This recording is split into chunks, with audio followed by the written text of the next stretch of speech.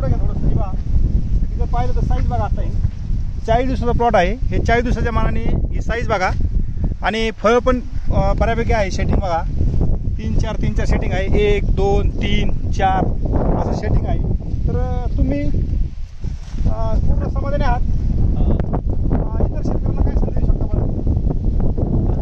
चांगलं प्लॉट कसा वाटतो हा पूर्ण प्लॉट कसा वाटतंय? हां, तर आज तारीख किती आहे? 1 मे. 1 मेच्या एवढं ऊन असताना पाहू शकताय तुम्ही या ठिकाणी हा प्लॉट पहा कसा दिसतोय. पूर्ण एकसारखा एकदम हिरवागार आणि सेटिंग सुद्धा भरपूर आहे. साईज पण चांगली आहे.